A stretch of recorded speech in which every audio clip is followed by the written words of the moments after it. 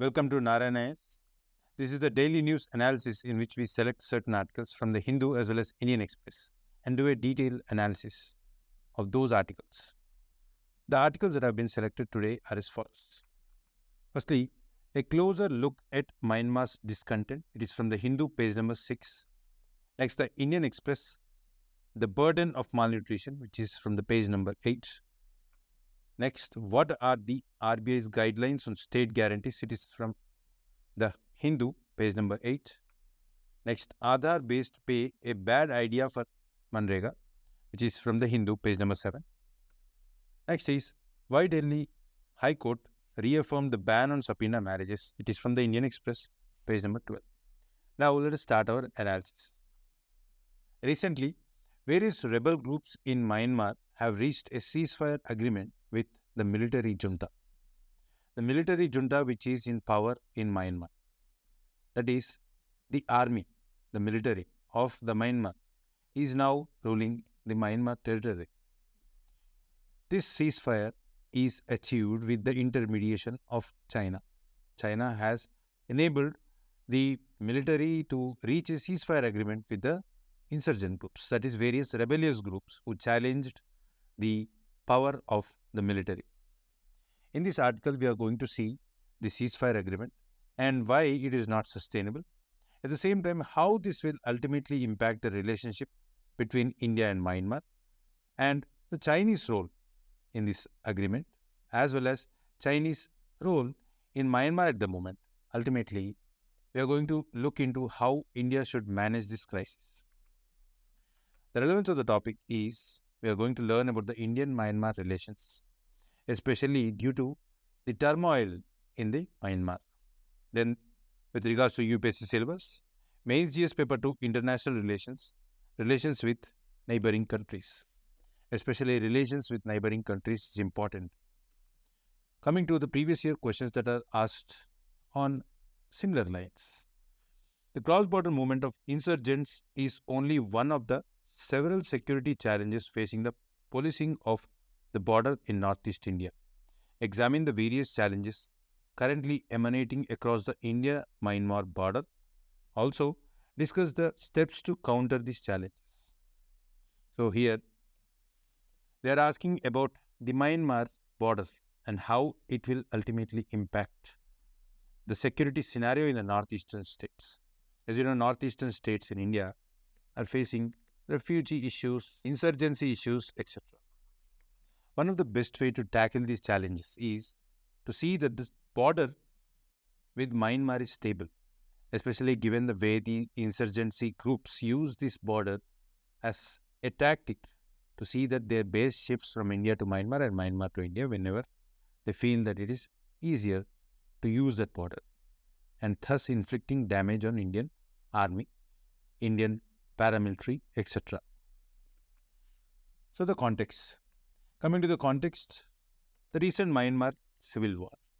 Civil war is nothing but the various entities in Myanmar are fighting against one another on one or the other reasons. Like for example here, over the power that is now residing with the military in Myanmar. Military is ruling the territory rather than the civilian establishment like we do in India, where we have a civilian establishment in government of India as well as various state governments. The army is within the control of the government of India. But in this case, the military is in charge of administering the territory of the Myanmar. Many are in opposition to it. Why? Because in the past we have seen how the military rule in Myanmar led to desperation in Myanmar. It was not able to manage the financial issues faced by the state, leading to poverty, leading to the inability to manage various aspects like, for example, disaster management. When it is struck by cyclone, it was not able to manage the crisis. So, that is why various peoples have protested in the past with regards to the military taking the rule in Myanmar. That is the reason why democracy was established. But again, Myanmar has witnessed the military rule because the military again dislodged the civilian establishment and took over the reins of Myanmar. Thus, it is continuing its rule. despite the opposition of various citizens of Myanmar. We are going to look into the past and also the present scenario with regards to the Myanmar civil war. So, in Myanmar, presently, the military junta is in power, which is in opposition to People's Defense Forces and various armed ethnic organizations like the Karakan Army, who are trying to establish control in different regions. The Arakan National Army. So, in this way, various militant organizations are trying to control and gain the territory. So, amidst this chaos, what we need to know is how China is playing its role and how India should learn from China and see that it is able to maintain stable relations with Myanmar. It doesn't mean that China is acting in an ideal manner. It is trying to engage with various stakeholders. Sometimes the role of China is also being questioned at the international level with regards to the way it is engaging various stakeholders, but not giving enough importance to the humanitarian issues. Why? Because in this civil war, many civilians are dying. Many civilians are fleeing from the country and trying to find refuge in other countries. Now, let us look into the civil war in Myanmar, its past. So, the military coup has been witnessed after the 2020 elections, where National Unity Government was formed under the leadership of Aung San Suu Kyi. The military has questioned the National Unity Government that the elections are conducted fraudulently and there is a need for evaluating the outcomes after the 2020 elections. Later on, as the National Unity Government has not taken enough steps to actually bring light the issues faced during the elections, the military has launched its coup and taken over the reins from the civilian establishment in the year 2021, February. But this was not welcomed by the National Unity Government. At the same time, various civilians, various citizens, and various insurgency groups, so many started protesting to establish democracy in Myanmar. This led to the formation of anti-junta alliance, where the People's Defense Forces, who are now aligning with the National Unity Government, are also aligning with various insurgency groups, the armed insurgency groups, and fighting the military junta, which is called as Tatmadaw. And the People's Defense Forces aligning with the National Unity Government. The National Unity Government is a government in exile now. Why? Because it is not in power in Myanmar. So, it is legally claiming the governance over Myanmar territory. And this is being supported by many Western powers. And this clash has led to the civil war. This also led to the formation of Three Brotherhood Alliance, where three armed insurgency groups in the year 2023 have started a counter-offensive against the Myanmar military, that is the junta. And they were able to significantly gain the territory which was earlier under the control of Myanmar military. And this has escalated, ultimately leading to the ceasefire agreement that we have seen recently in Kunming, which was done with the help of intermediation or intermediary role played by China. Finally, a ceasefire agreement was attained. But many questioned the sustainability of the ceasefire agreement because of the conflicting interests that are presently witnessed with regards to the junta as well as various insurgency groups as well as the National Unity Government. So, we cannot expect the ceasefire agreement to hold true for longer periods of time and the possibility of escalation of the continuation of civil war in Myanmar. So, this has its impact on the relations between India and Myanmar. How it will impact the India-Myanmar relations is what we are going to deal here. Firstly, the cross-border movement.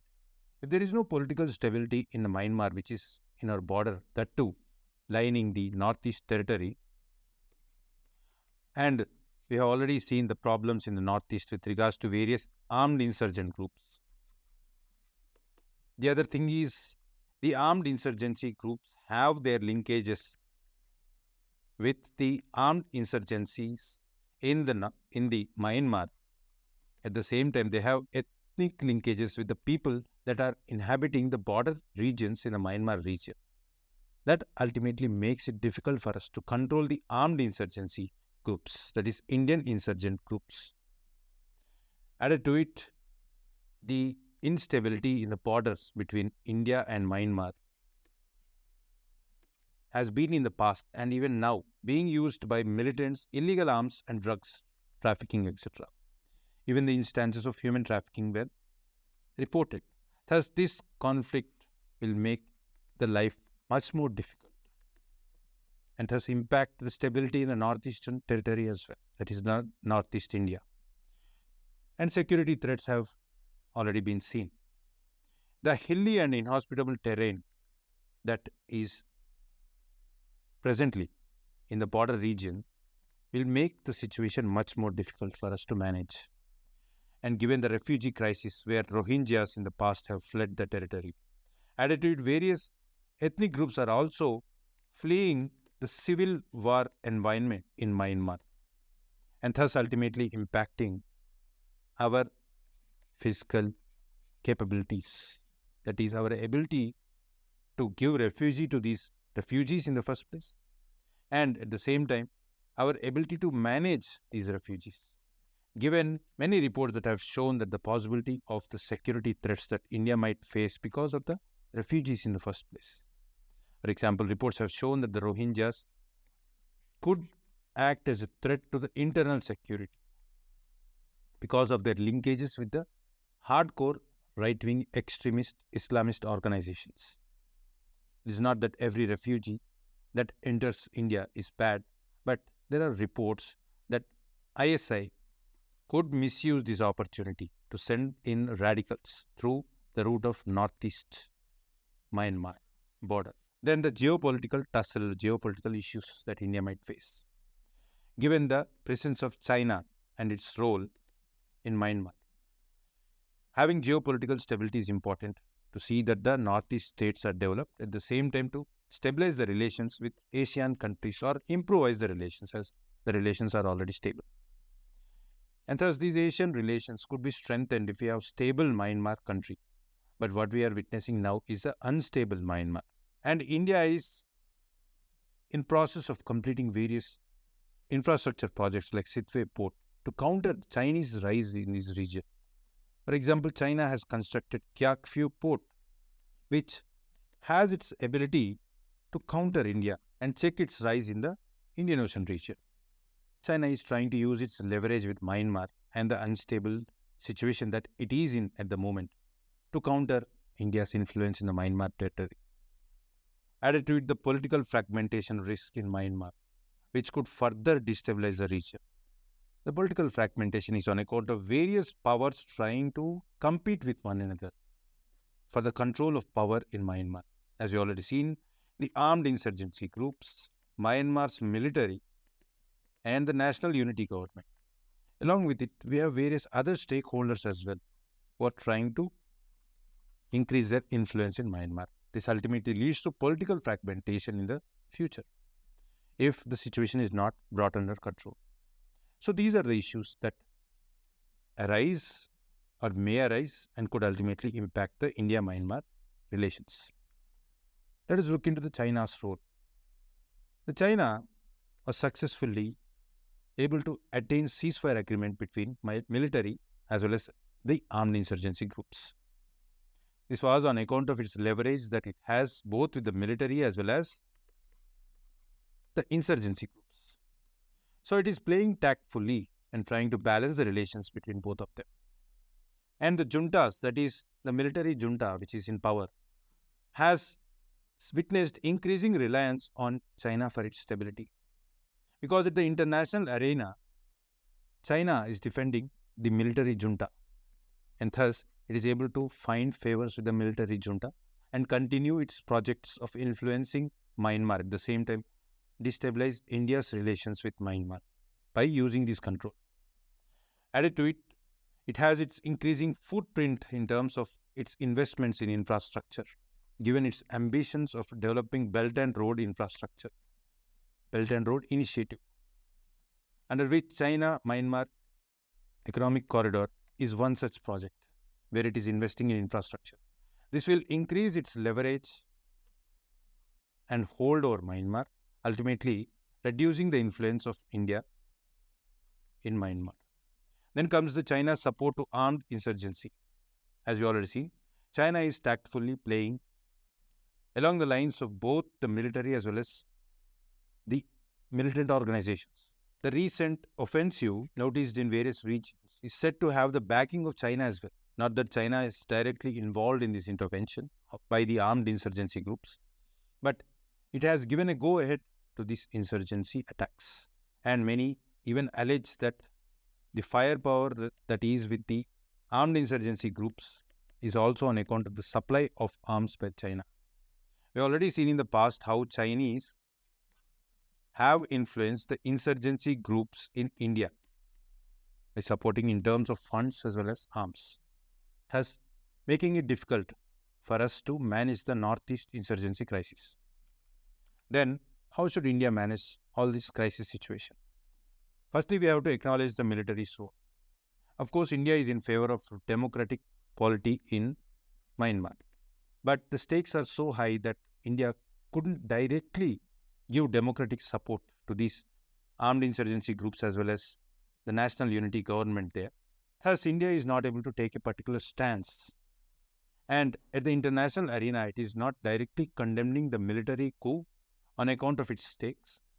And at the same time, it is not trying to anger that is military rule by supporting the armed insurgency groups who are trying to establish democracy, like for example, People's Defense Forces. And thus, India should try to balance relationship between military role as well as the various stakeholders which we already discussed, like People's Defense Forces, Arakan National Army, etc. And India should use its cultural leverage in terms of spreading its Buddhist culture and improve the people-to-people ties between the Myanmar civilians as well as India's citizens. Then use its diplomatic tact like China is using, but at the same time see that its international standing is also taken care of by assisting the Myanmar in managing its humanitarian crisis. India should not be embroiled in the domestic politics of Myanmar, which is leading to reducing of influence of India in neighboring countries, as we have witnessed recently. It has to play tactfully and diplomatically. Now, let us look into another article. The article is on the burden of malnutrition that India is facing. In this article, we are going to learn about the problems behind the crisis that India is facing and the remedial measures that we are going to take or we are supposed to take to improve our nutritional outcomes in the country. The topic is of relevance to the UPSC examination. The topics like the extent of malnutrition in India, measures taken by the government is what we are going to learn. With regards to the syllabus, Mains GS Paper 2, issues relating to hunger and poverty. We have questions asked in the previous year examination on this topic. For example, what are the salient features of the National Food Security Act 2013? How has the Food Security Bill helped in eliminating hunger and malnutrition in India? It is in the UPSC exam 2021, this question has been asked. Similarly, you could expect questions on the malnutrition issue that we are facing. National Food Security Act provides right to food in our country. It has various provisions under which the population of this country could access food grains so that they could access the food-related nutritions and thus improve their nutritional outcomes. Similarly, we should take other arrangements so that the diverse issues that India is facing with regards to the tackling of malnutrition challenges could be taken. Access to food grains is not enough for tackling this malnutrition issue. We have to go beyond it and be creative to actually target the challenges that we are facing. In this article, we are going to see the depths and the wide variety of causes for the malnutrition challenges in our country. The context is the Food and Agricultural Organization has recently released a report Regional Overview of Food Security and Nutrition 2023. This shows the depth of problem that India is facing. It provides startling figures with regards to India's in terms of the malnutrition levels that it is facing. The topic under discussion is to examine the report's findings. Coming to the causes and the major findings that has been shown by this report with regards to the challenges that India is facing. Firstly, the affordability issues. 74.1% of Indians are unable to access proper food on account of the income levels that they have. One of the reasons is the rising inflation, that is, the rise in prices of the food grains or food-related goods like fruits, meat, etc. Indians, though, are accounting in terms of GDP growth rate at the global levels at third position in terms of purchasing power parity, GDP. Yet, the problem is inequality. At the same time, the poverty. The poverty and inequality ultimately leads to the problem of the crisis. Why? If we don't have sufficient income levels, our ability to purchase these food grains from the market is impacted and ultimately impacting our ability to tackle the problem of malnutrition. The report itself shows that in the year 2021, 74.1% of Indians are unable to afford having proper nutrition to overcome these issues. One of the reasons is poverty and inequality. Then comes the impact of pandemic and supply chain disruptions. The pandemic, though have receded, its impacts are still omnipresent. The post-pandemic issues in terms of many families losing their assets, losing their loved ones, and losing their ability to earn money on account of the health impacts that they have faced on account of pandemic is one of the reasons why we are still facing this problem. Or else, the problem of malnutrition could have been a lot less. Here, the report shows the 5 issues that we are still dealing with: food, fuel, feed, fertilizers, and finance. All these contribute to the problem of malnutrition in India. So, we are yet to overcome the crisis that we have faced on account of the pandemic. Then comes the undernourishment. Though Indians are eating food, the problem is the diversity in diet. That is one of the reasons for undernourishment. What it shows is 16.6% of the country's population are undernourished. So this in itself shows the need for giving access to food for the people who are especially in need of the diverse food. Then comes the stunted growth. The problem in India is especially seen with regards to the stunting of children.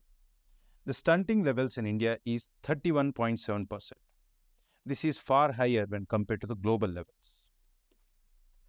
Stunting growth in the children is an indication that the population, that is the adult population, is not healthy. In terms of the health levels of the children, we might think that the problem of malnutrition only impacts the citizenry, but it has the consequences in terms of the way the children are experiencing health in this country. Many of the traits that the children inherit is on account of the deficiencies among the adult population. For example, if mother has a problem of anemia, this has the consequence of transferring the problem of anemia even to the children. So, tackling malnutrition ultimately impacts the health of the children as well. Then comes the problem of wasting in India. Wasting means low weight for the height of the children. This also shows the debilitating impact that the malnutrition problem has on the children. It has shown that 18.7% of India children are facing the problem of wasting. Then comes one of the serious issues that India is dealing with, anemia. 53% of Indian women are facing the problem of anemia, that is low iron content in blood. This subsequently impacts the health levels of the woman. And if women's health is impacted, you could see its consequences in the children, as we have already discussed. So, ultimately, the burden falls upon the children as well, along with the women who are facing these issues. The reasons for malnutrition problem in India. Firstly, the poverty and income inequality, as we have already seen in the previous slide. About 60% of India's population live with income levels below $3.10 a day. This itself is an indication of the crisis that we are facing. Next comes the inadequate food availability and accessibility. Food availability is low in India on account of various issues like not having proper supply chain and the storage facilities and having proper infrastructure to transport this food. So, the production of agricultural goods in itself is not sufficient. We have to see that we maintain a proper supply chain so as to transport this food and see that the entire population has access to this food. One of the consequences of all these issues is the food wastage that India is facing. Many estimates shows that the food wastage in India is as high as 50%. Added to it, lack of proper supply chain is leading to increase or decrease of food prices on account of the supply chain glitches. Sometimes we see a reduction in the prices of the food. Sometimes we see there a spike in rises of the prices of the food. This shows the lack of proper stability in terms of prices, ultimately impacting the affordability. Added to it, the unavailability of food is on account of not maintaining proper storage infrastructure around the country. That is why we are having haphazard foreign policy with regards to the way food is being exported and imported to other countries. All these show that there is a need for strengthening the agriculture-related infrastructure to tackle the problem of malnutrition as well. Then comes the poor dietary practices in India. The dietary practices are not healthy enough to tackle the malnutrition issue. You might think that you are eating more food, but at the same time, we are not properly eating food that is required for the body. Diverse diet ensures that all the nutrients that are required for the body's growth could be consumed. High processed food that presently Indians are preferring on account of the transformation in food production is also worrying. Mostly we are focusing on the staple food grains, but staple food grains aren't enough. We have to see that there is a proper intake of vegetables, fruits, and meat to tackle the problem of malnutrition. India is also facing the problem of micronutrient deficiency. All these subsequently impacts our health. For example, the problem of anemia. And at the same time, the ability to tackle with the infectious diseases. Why? Because if proper nutrition is not consumed, then it will impact our immunity. At the same time, lacking immunity ultimately leads to infection of diseases, which ultimately takes away the ability to be healthy in the country. Then comes limited access to healthcare and sanitation. Access to healthcare and sanitation is one other reason for malnutrition in India. The sanitation or the lack of access to healthcare ultimately impacts our immunity power. So the cleanliness and hygiene in our surroundings is important. This is especially true for the children. Why? Because they face the problem of diarrhea and other worms that infest their intestines, ultimately impacting their ability to consume nutrition in the first place. Subsequently, the health of the population is a matter. Then comes the lack of education and awareness. This is one of the reasons for low nutrition in India. For example, lacking of awareness in terms of the kind of food that we are supposed to intake. At the same time, mothers' ability to know the kind of foods that she must feed to her children. Improper breastfeeding practices is also the reason for the stunting and low birth weight that we witness in our children. That ultimately impacts their physical and cognitive capabilities. Especially, the development of the child is important in the first 5 years, where most of the neurons develop. So this has a debilitating impact throughout their lives. Why? Because lack of proper physical and cognitive development ultimately impacts their ability to be the capable citizens that we expect. So, if their capabilities are impacted, that ultimately impacts their ability to learn. And thus, doing labor work or human resource related work or knowledge-related work, they face the challenges in their entire lives. Then comes the gender disparities that India is witnessing. The 53% anemia problem that women are facing is also on account of the gender disparities in our country. The so-called problem of the patriarchy. The cultural norms in our country mostly favor men or the gender male, and thus the impact it has on women is on account of having low priority given to them in terms of access to nutrition, education, etc. All these subsequently impact the health levels of the woman. Then, one of the ways through which we could solve this crisis is food fortification. So, whatever the food that Indians are consuming, we try to add nutrients to it, both micro and macro. This is one of the strategies adopted by our country to tackle the problem of malnutrition.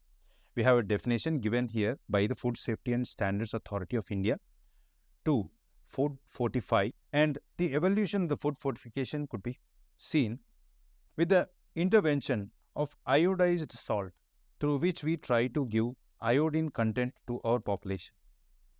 By food fortifying, that is, we add iodine to our salt, and thus the iodine content in our body could be normalized on account of this intake through the consumption of the salt in our country.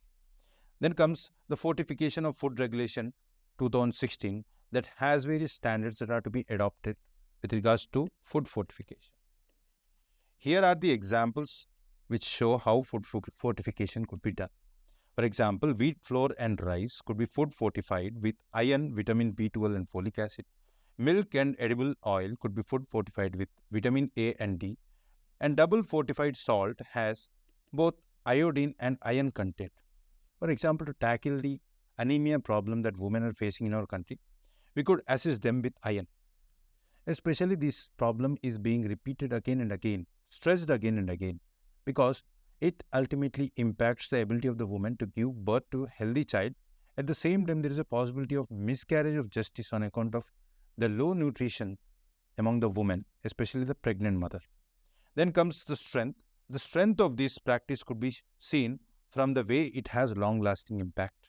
It is proven, it is cost-effective, that is, we need not incur high expenses on account of the food we buy from the market for supplementing our nutrition. For example, iodized salt itself shows how we are able to tackle the problem of low iodine content in our intake. And the challenges with regards to food fortification are, it is not a one-fit-all solution to tackle all the malnutrition issues. Firstly, the population should be aware of the potential of food fortification. At the same time, we have to make them change their behavior to accept this food and buy it from the market. That requires information education campaigns. Thus, we could persuade their behavior and thus increase the nutritional levels. At the same time, we cannot expect that it solves the problem of poverty, inequality in our country, which are also the reasons for malnutrition issues. And at the same time, we have the issues like health and sanitation, which requires immediate intervention rather than simply relying on the food fortification to solve the challenges faced by our country. So this completes the article, and this shows how varied measures are to be adopted to tackle this problem and how far-reaching this issue is. Now let us look into another article. This article is on the guarantees extended by state government.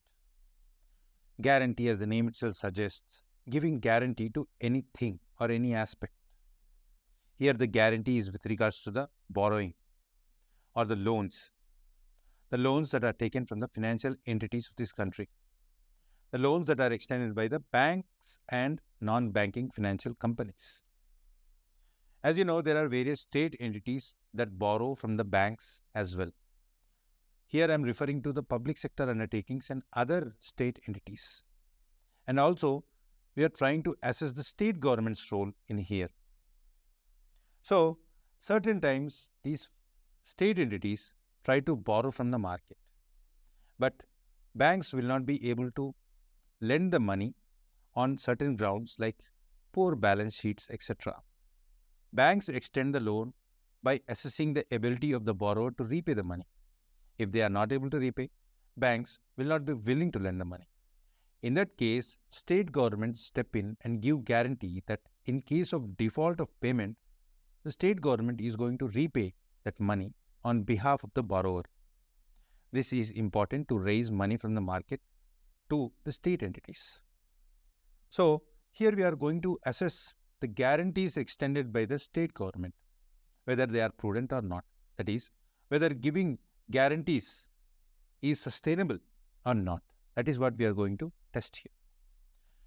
And recently, Reserve Bank of India has constituted a working group that looks into the guarantees extended by the state government and try to give guidelines to the state governments so as to see that they are prudent, that is, they are sustainable or not. Coming to the relevance of the topic, we are going to learn about the guarantees that are extended by the state to the state entities, like, for example, public sector undertakings. The relevance of the topic with regards to UPSC syllabus, it could be related to GS Paper 3, Indian economy and issues relating to planning mobilization of resources. We have previous year questions that ask about the fiscal discipline that are to be followed by state government as well as central government. For example, what were the reasons for the introduction of Fiscal Responsibility and Budget Management Act 2013? Discuss critically its salient features and their effectiveness. So here we are going to look into the fiscal responsibility, that is how the borrowing of the money is being conducted by the state government as well as central government. So borrowing money is important, but we have to see that the borrowed money is used sustainably for the purposes that are prudent. That is, for example, building our infrastructure. Borrowing money for building infrastructure is considered to be prudent because it brings ripple effects in the economy, creating more employment, creating more ability in the economy to produce goods, etc. So in this way, here we are going to look into the discipline that is required for extending guarantees by state governments.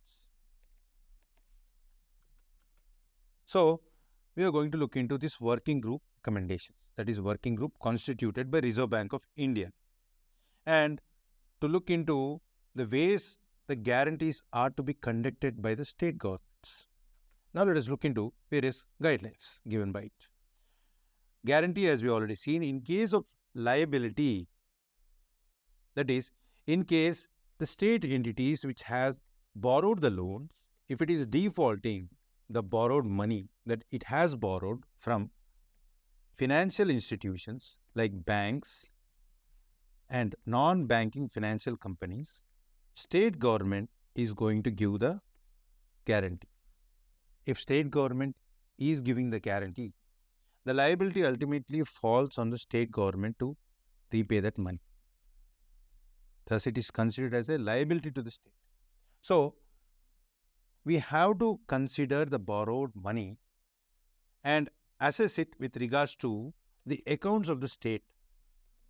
That is, in annual budget statement, we try to calculate the fiscal deficit. Not only for annual financial statement, we try to calculate the fiscal status of the state to understand the growth prospects or other related aspects of that particular state.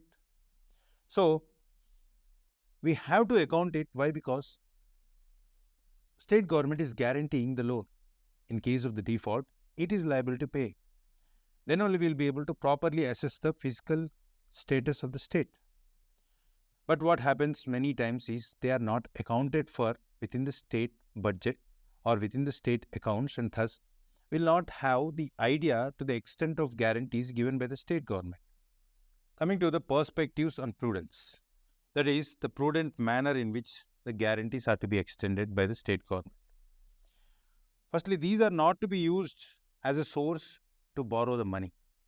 So, many state-owned entities are simply trying to borrow the money from the market by stating that they have the backing of the government. That is, as if they have already received the guarantee from the government. This should not be the case. The government should actually give permission or give guarantee by assessing the particular state-owned entities' request for loans. So, firstly, the government should evaluate whether the state-owned entities require loans in the first place, whether it has a plan to actually repay the money, extend guarantee, and then it should be given the right to borrow the loans on the guarantees extended by the state government. Here, the right to borrow doesn't mean that the banks should definitely give the loans, but it is the government backing which the state-owned entity has. On that basis, it could go to the market and borrow the money. This is one. Another, it should not be allowed to be de facto liability on the state government. So, de facto liability in the sense, if the entity is de facto unable to pay the loan, that is, if the state-owned entity has taken a loan and it is not able to repay the loan, then it doesn't mean that the state government should intervene and give the loan, repay the loan. It should follow other prudent mechanism to repay the loan. For example, we have insolvency and bankruptcy code, under which there is a procedure through which the financial entities which give loans to these companies could see that they are able to repay. That is, we have to see the various mechanisms through which the state-owned entities could repay the loan instead of relying on the state government to repay the loan. That is what its recommendation is. So, the burden that falls on the state government is going to go down if all these mechanisms are followed. Next comes, guarantees should be given on the principal amount and the normal interests, but not other interests that also fall on the state-owned entities if they are not able to repay the loan. For example, beyond 3 months or beyond 6 months, there is a condition under which the state-owned entities should repay the loan with certain interests, and beyond it, there is certain other interest that falls upon the loan because they are not able to repay. All those liabilities should not fall upon the government. The government should only be liable for the normal interests as well as the principal taken by the state-owned entities. Then comes, it should not be extended to external commercial borrowings. That is, external commercial borrowings should be dealt only by the government of India. State government should not enter into external commercial borrowings. That is, the borrowings that are done from other countries, nothing but international transactions. And there should be certain limit on the extent of project financed through these borrowings. That is 80% of the project loan. So, whatever the project that has been conceived by the state-owned entities, only 80% should be guaranteed by the state government. Then comes, it should not be extended obviously to private sector companies or institutions because it is ultimately the state's matter. Private companies should not be encouraged to get the guarantees from the state government. And state must see that proper risk assessment is done instead of giving guarantee to the state-owned entities haphazardly. So, on the basis of the risks, whether they have proper plan, whether they have the ability to repay, etc., then only state government should give the guarantee. One should also consider the past records of the state-owned entities, for example, a public sector undertakings, past records in terms of its revenue capabilities, its repayment of the debt that it has taken in the past, etc. These are to be considered, and then loans are to be guaranteed. And there should be limit to the extent of which the state government could give guarantees at 5% of the revenue receipts or 0.5% of gross state domestic product. And within this limit, state government should be given the right to guarantee the loans rather than giving guarantee at higher levels that ultimately impacts the fiscal balance. Fiscal deficit levels could go higher, that ultimately leads to burdening the future generation of those particular states. Then disclosure, that is, state government should be made to disclose the guarantees that it has extended. Not giving these disclosures ultimately inhibits our ability to assess the state's accounts. So, to calculate the state debt, we need to have proper details of its transactions, of its guarantees. Then only we'll be able to assess the fiscal health of the states. And then needs to be proper database to actually see these guarantees. So this is about the article. Now let us look into another one. This article is on Aadhaar-based payment system. And this Aadhaar-based payment system is with regards to the adoption of technology to see that we could deliver MGNREGS scheme optimally, efficiently. MGNREGS is one of the important schemes to help the informal workers in this country. It is a job guarantee scheme. The problem is how to implement it effectively. That is, how we could use the limited resources that India has to effectively execute the schemes like MGNREGS, which involves transactions in crores of rupees, and thus ultimately benefit the workers who are eligible beneficiaries under the scheme. That is, whether they have the right to work as per the provisions under MGNREGS Act. So we are going to see if this system actually works the way the government intends to, or there is a need for a change in assessing Aadhaar-based payment systems capabilities. The relevance of the topic is we are going to learn about the MGNREGA and also administration of the scheme. The syllabus, it corresponds to Mains GS Paper 2 Welfare Scheme for the Vulnerable Sections of the Population. And we have previous year questions on this topic. For example, reforming the government delivery system through direct benefit transfer scheme is a progressive step, but it has its limitations too. Comment. This is another question that has been asked. If you look at the Aadhaar-based payment system, as the name itself intends, it too has a similar intent of Aadhaar-based payment system, direct benefit transfer. As the name itself suggests, we are trying to benefit the beneficiaries by directly transmitting the money to their account for the services that they have provided under this particular scheme. That is, wages, payment of the wages, and for the labor work done by the beneficiaries under the scheme. This is about the Aadhaar-based payment system. Now coming to the recent changes. So, the Rural Development Ministry has made it mandatory to the state governments to adopt Aadhaar-based payment system for making payments to the beneficiaries under MGNREGS scheme. Of course, there are many extensions with regards to the mandatory measure taken by the government. It has not been done suddenly, haphazardly, but repeated extensions have been given to the governments to take care of implementing this scheme. But now it is mandatory from January 1st, 2024. Then comes the issue whether this payment system is worth it or not. So, this scheme guarantees 100 days of work for rural unskilled laborers.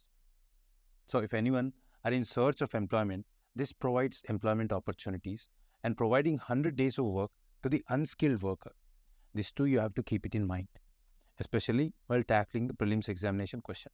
Next, there are two modes of payment under the scheme. One is account-based, the other is Aadhaar-based payment system.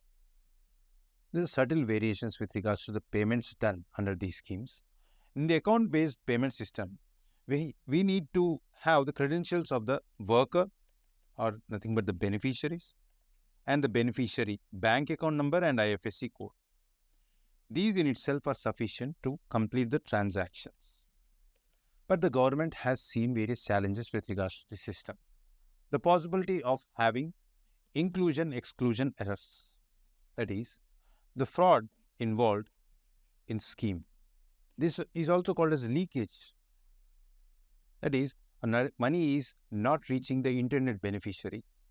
And in many cases, job cards are given to the individuals who are not eligible under the scheme, and the possibility of siphoning of the money at the ground level.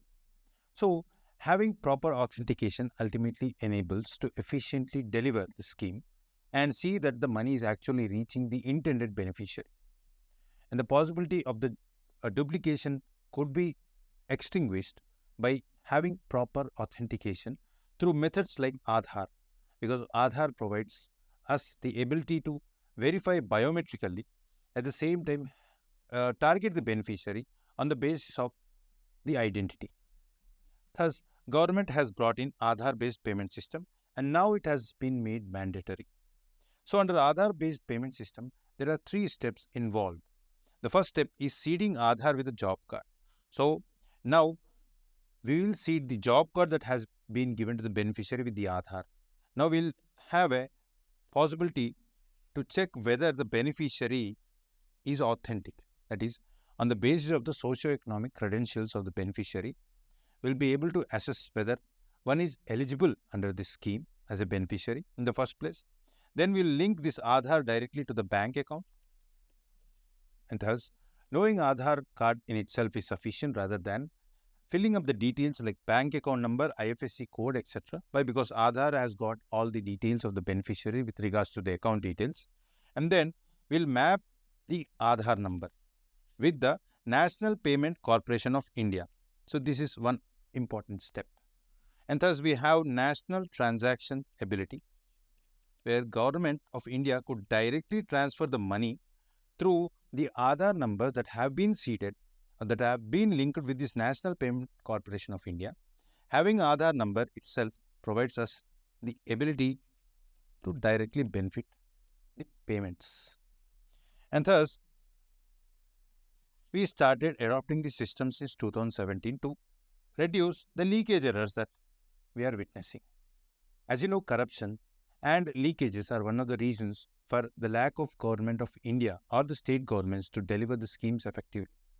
Many times we push resources for completion of these schemes, but what happens is these issues stuck in between will lead to ultimately debilitating the impact on the beneficiaries. But there are certain benefits and challenges as well. The government claims that seeding the Aadhaar with bank account and ultimately to the National Payment Corporation of India will reduce the time that is required for paying.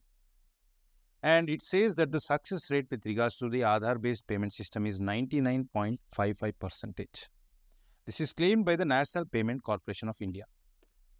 At the same time, because we could authenticate through the Aadhaar system and link it to the beneficiary, what we could do is reduce the corruption.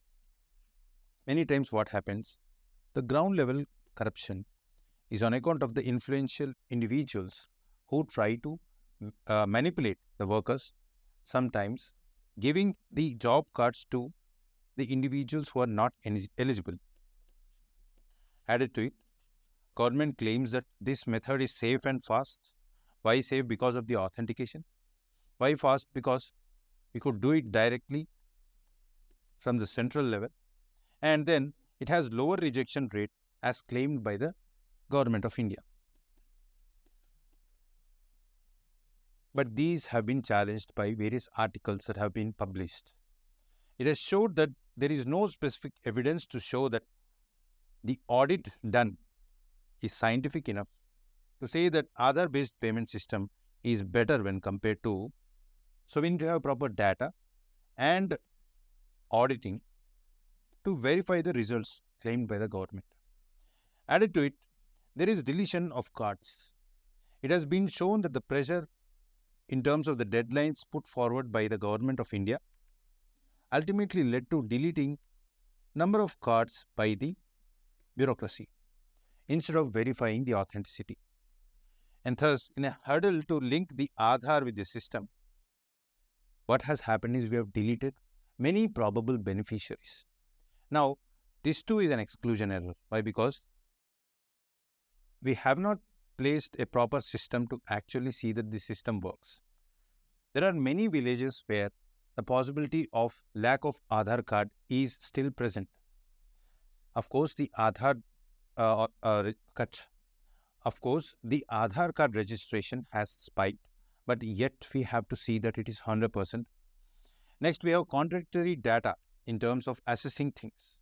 As we already seen, we do not have scientific evidences to show the claims made by National Payment of Corporation of India or other research organizations which back the Aadhaar-based payment system. This ultimately leads to denial of right to work. Denial is on account of lack of job cards, on account of inability to verify the Aadhaar. Next comes the privacy concerns. Why? Because we are collecting lot of data, lot of biometric data, or using biometric data. Why? Because biometric data is ultimately linked to Aadhaar. So why are all these arising is on account of the various departments that are involved in doing the paperwork, in doing the digital work. In the ground level, especially in the rural areas, what happens is not accurately recording the names, dates, etc., or numbers ultimately leads to deletion of the job cards when we link with the Aadhaar. Because many times if you look at the name, that is alphabetical order of the names or the spellings of the names, there might be the possibility of errors with the different departments trying to account for these names. And these spelling mistakes in itself could also be the reason for rejection. And firstly, we need to correct all these issues. And these rejections is one of the reasons why many beneficiaries are not finding their name on account of the deletion of the cards. And thus, what happens ultimately is the inclusion-exclusion errors are going to be piled up again. So, there is a need to rethink this system. Now, let us look into another article. This article is on the Delhi High Court verdict, which has reaffirmed its stance on sapinda marriage. In this article, we are going to look into what sapinda marriage is all about and also why it is prohibited in certain regions and the ethical, legal and constitutional dimensions in understanding or evaluating the sapinda marriage. The relevance of the topic, we are going to learn about sapinda marriage, laws affecting the culture and women's rights that ultimately flow through the culture at the same time, how it will impact the women's rights. Syllabus, Mains GS Paper 1, Salient Features of Indian Society, Diversity of India. So we have previous year questions that have been asked on the similar topics. For example, discuss the possible factors that inhibit India from enacting for its citizen a uniform civil code as provided for its direct principles of state policy. So, how the civilian laws are guided on account of our religious beliefs and how in India the religious freedom that has been extended to the citizenry led to diversions as well as differences in terms of the civilian laws that deals with marriage, inheritance, etc. Whether there is a need for uniform civil code to deal with the civilian issues that may arise with regards to diverse citizens and diverse practices in our country. Coming to the context, Delhi High Court has reaffirmed the ban on sapinda marriages. So, sapinda marriages are banned under Section 5E of the Hindu Marriage Act 1955, Hindu Marriage Act. Sapinda marriage means when two partners are trying to enter into a relationship and marry, ultimately, they should not be related with one another when we deal with the line of ascent within their family. Thus, one or the other way, if they are blood relatives and they are related to one another through the line of ascent, then they are not allowed to marry as per Hindu Marriage Act.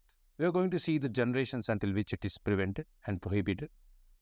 And this applies to the regions where culturally sapinda marriage is not allowed. So in India's case, for example, in the northern Indian states, sapinda marriages are not allowed when they are related through line of ascent, either from the mother's side or from the father's side. This is not the case in South India, where there is no ban on sapinda marriages. In certain regions, it is actively promoted.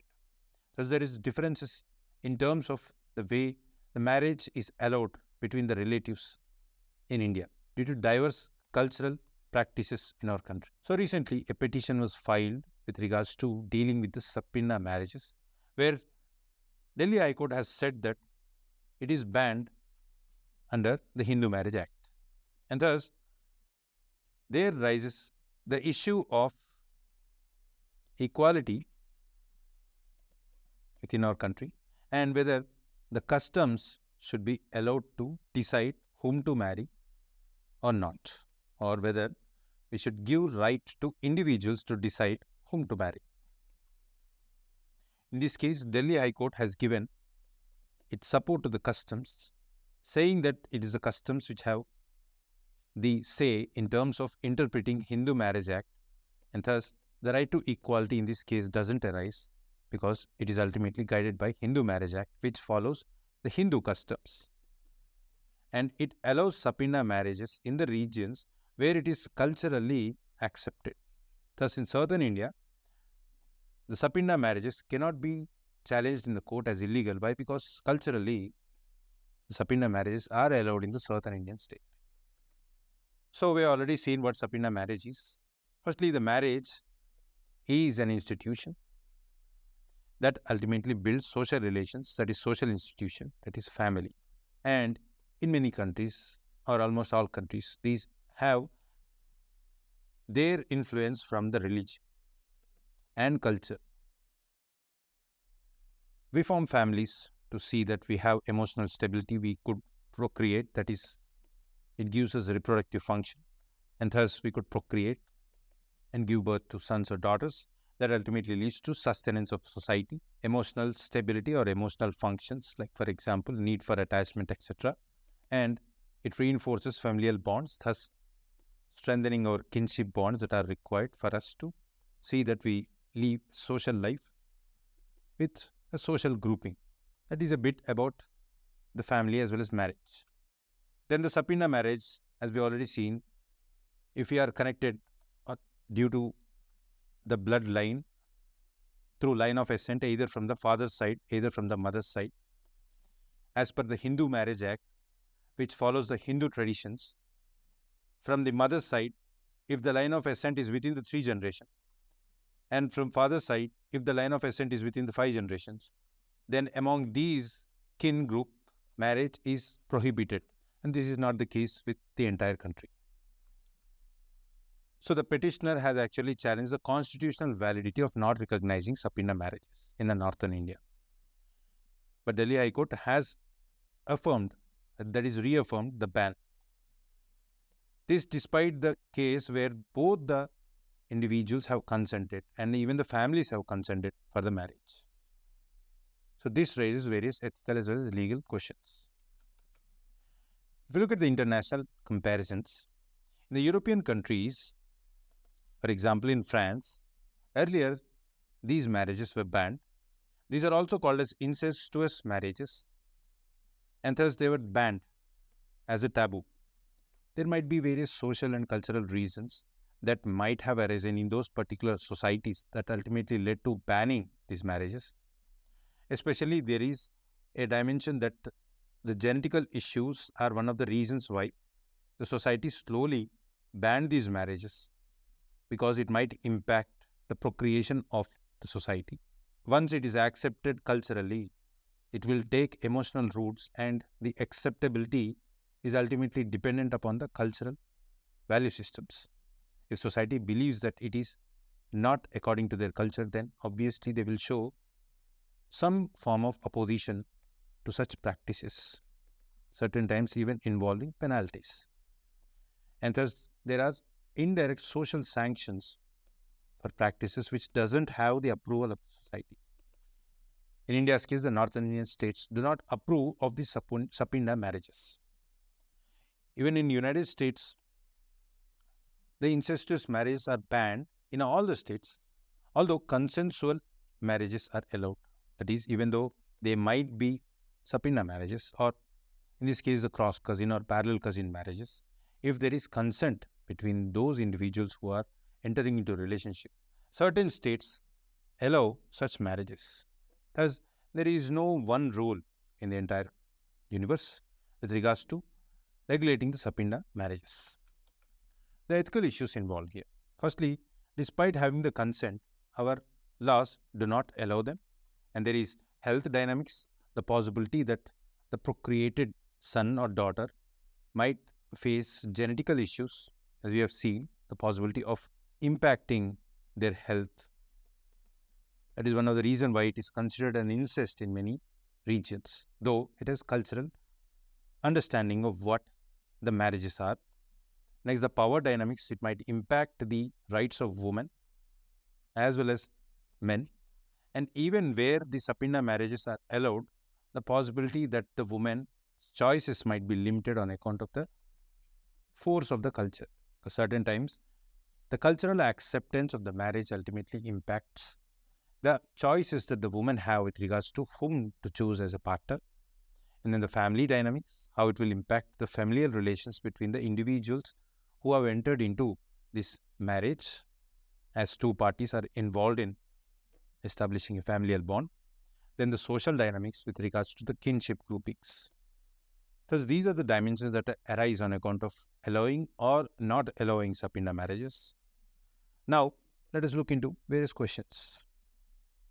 Coming to the first question, which of the following types of marriage is or are banned completely in India? Polygamous marriage, sapinda marriage, levirate marriage. All of these are not banned completely in India. Of course, they are banned under various legislations, but all have certain leeways, certain exceptional cases where they are allowed. We have already seen this with regards to sapinda marriage. Similarly, try to find this with regards to other marriage and see why they are not completely banned and where they are allowed and in which cases they are allowed. So the answer is none of the above. D. Coming to the second question, consider the following statement. According to a recent report by the working group of RBI, which we have discussed with regards to states guarantee, there should be a ceiling on guarantees extended by states in a year at 5% of their respective revenue receipts. This is true, as we have already seen. Next, according to the working group on guarantees extended by the states, the state governments can extend the guarantees to the external commercial borrowings too. This is false, as it is the government of India which deals with the external commercial borrowings. So, the answer is A, one only. Only one statement is correct. Next question. Consider the following statements in the context of report by the working group of RBI on state guarantees. It must not be provided to private sector companies or institutions. This is true.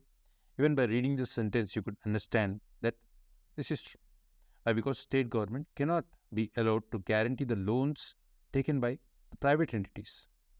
The state government must not extend the guarantee more than 50% of the project loan. This is false, as we have already seen the guidelines.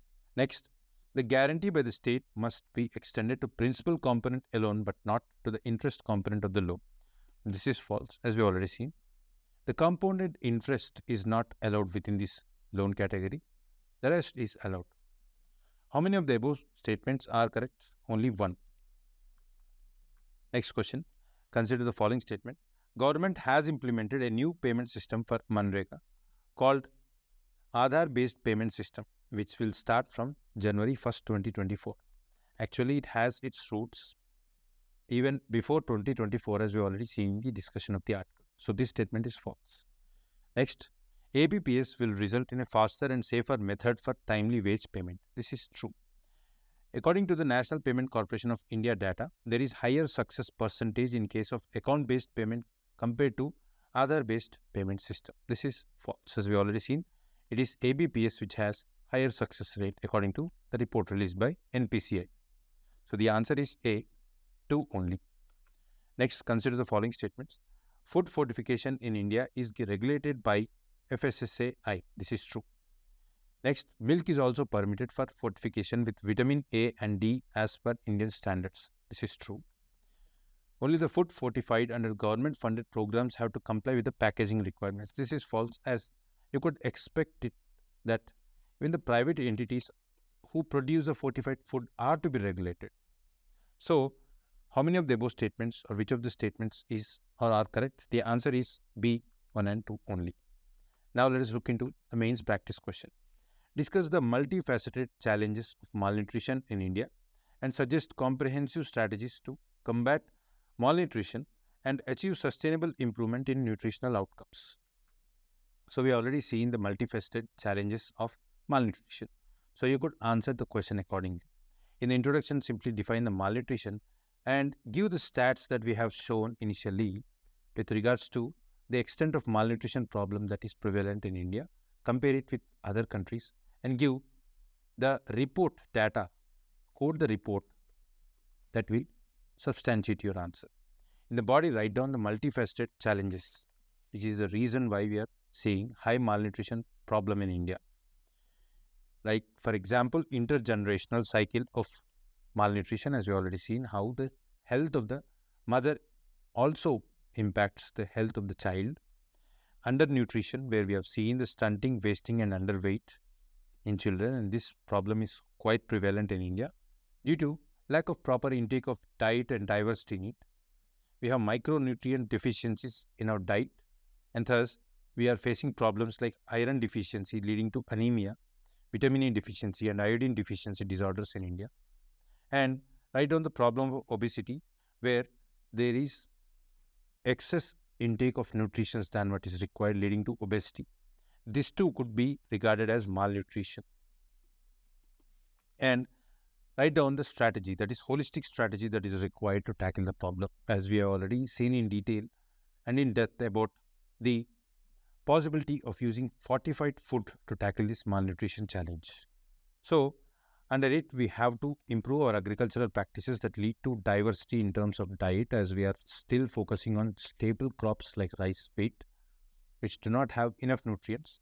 Then our health systems, why? Because we have seen health and sanitation challenges which also have the ability to cause malnutrition, which is one of the important reasons why we are facing these challenges. And the breastfeeding, at the same time, complementary feeding that is required, we have already seen, where lack of knowledge is one of the reasons why we are not able to improve our nutritional levels. Thus, educating women as well as the mother especially is important. Then we have to educate as well as give enough power to the woman. Why? Because lack of gender empowerment on account of that discrimination due to patriarchy is one of the reasons why women are facing the problems like anemia. And then you have to have community-based intervention, where community needs to work together to improve our nutrition levels. At the same time, we have to evaluate mechanism to track progress. That is, we have to have proper data and auditing of the data to actually track the achievements. The conclusion part, write down why there is a need for a concerted effort, multi-sectoral collaboration, and sustained investments because of its potential and prospects, and also its impacts on the future outcomes of this country, thus impacting the individual as well as national health. This completes the article as well as the questions discussion. Please do like, share, and subscribe our channel. Thank you.